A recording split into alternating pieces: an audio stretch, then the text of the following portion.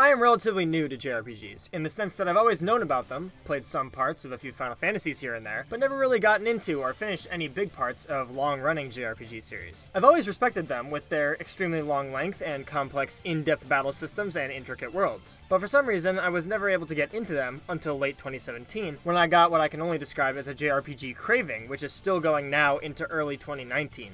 In the last year, I played, or am currently finishing, some of the best JRPGs and even best video games I've played in a very long time. Interestingly, while I enjoy all of them for their combat systems, worlds, and stories, they are all vastly different. The three games I want to discuss today are Xenoblade Chronicles 2, Persona 5, and Dragon Quest XI.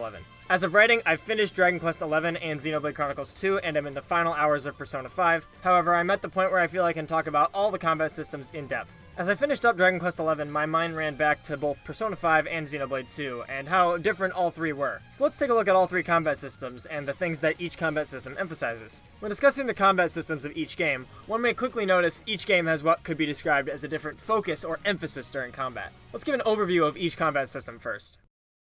Persona 5 is a stylish JRPG set in modern-day Japan and follows high school students and a strange cat-like creature on their adventures to stop nasty adults by entering the metaverse and stealing a treasure from their palaces. The combat system has heavy emphasis on use of personas, magical beings that exemplify a person's personality in the metaverse. Every character's persona, minus Joker being able to use many personas, has different types of attacks and specializations. The combat system itself focuses on type advantages and disadvantages, similarly to Pokemon. When the player attacks a shadow with its weakness, it'll get knocked down, and the party gets another chance to move.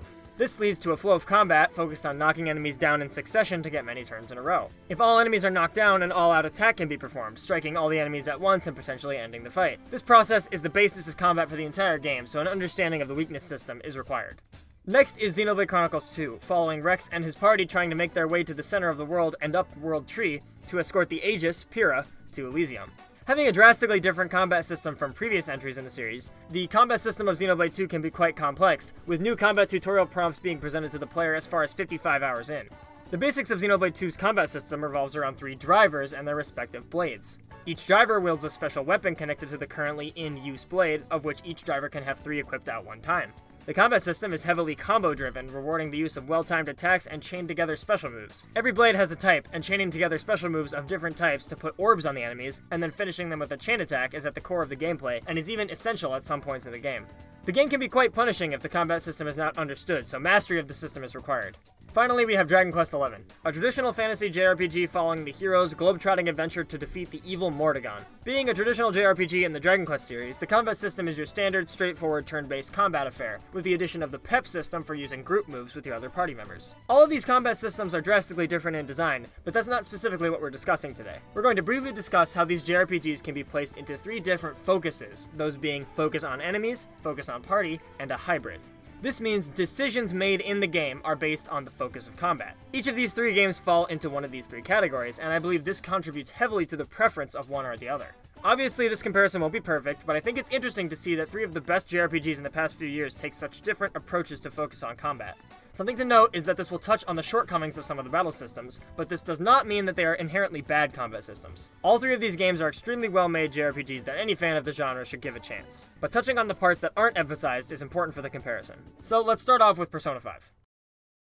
Persona 5 falls into the focus on enemies category. When the player is put into a battle in Persona 5, if they're at the point where they understand the combat system, they immediately will begin hunting for weaknesses. This leads to a sort of dominant strategy approach. Since the most effective way to dispatch enemies is to knock them all down, there's no incentive to ever use anything other than their weakness if they have one you can exploit. Minus the baton pass mechanic, there is almost no need to coordinate with the rest of the party or set up other attacks. The game hardly even incentivizes it either. There are a few attacks that are powered up with baton pass, but many of them are melee attacks, which not many enemies have a weakness to, since every character can do a basic melee attack. Additionally, this game has an assist button, which will automatically select a power on the current character that will hit a weakness if the party has already found one for that enemy. The game does everything it can to tell you to hit weaknesses, by design. This means the game is enemy-focused, or that most of the decisions you make are based on the enemies, not on your party members. Though, due to the many different elemental types, it does at least encourage switching party members on the fly. But again, that is a decision based on the enemies, not on the party. Choices are not made based on combo setups or element synergies because they practically do not exist, barring baton pass powered up moves, covering many elements, or element buff abilities. On the opposite end of the spectrum is Xenoblade Chronicles 2. Xenoblade 2 is the focused on party side. The combat system in Xenoblade 2 relies heavily on being able to set up blade combos to complete super moves and perform chain attacks. If the player isn't doing this, many of the fights will be impossible without excessive amounts of grinding or drawing out fights to an extreme length. This means that most of the fights are entirely focused on managing your party, their super meters, their health, and their selected blades. A blade combo is performed by chaining together super attacks of different types, using the chart given at the top right after a level 1 super is used for reference. Completing one of those will place an orb on the enemy, which can be broken during a chain attack for very high amounts of damage. This means it is very important to organize your selected blades to have varying types and appropriate roles for different characters, as the game also features a DPS, healer, tank type of system. However, this means there are almost no decisions made based on the enemies the player fights. Minus a few fights in the game, almost none of the fights require specific enemy preparation. The most the game gives you are type weaknesses on an enemy, but that type weakness can change mid-fight, especially later in the game, depending on what types of super moves the player is using, and depending on the enemy itself. That actually drives focus on the party further, emphasizing having a variety of blades with different elements to be prepared for any sort of encounter. The one aspect of the combat that is affected by enemies are enemy-specific attacks. Certain effects like blowdown and AoE attacks many times cannot actually be dodged due to the way positioning functions in the game. Instead, the only way to reliably avoid these types of attacks is to build resistances against them.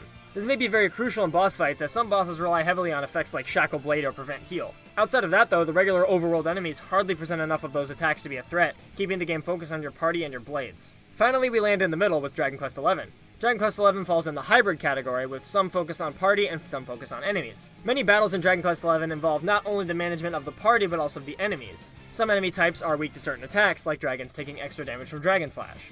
This means that at certain fights in the game, it's important to have a character that can exploit those weaknesses to make the fight easier. Dragon Quest also somewhat follows a tank, healer, DPS type system, with each character somewhat falling into one of the three roles. Having a character who has a lot of health in front, or in this case left, is as important as having healers in the back to keep your party alive. This puts an emphasis on party. Another part of the enemy focus the game has is knowing what enemies are susceptible to certain ailments, specifically bosses. However, another party-focused aspect is the Pepp System. Managing Pepp can be difficult, but storing Pepp by keeping characters out of the battle until the right time to set up a 3 or 4 person Pepp power to gain a huge buff or cause massive damage can be crucial at certain parts in the game. So Dragon Quest XI falls into the hybrid category, having some decisions based on party and some based on enemies.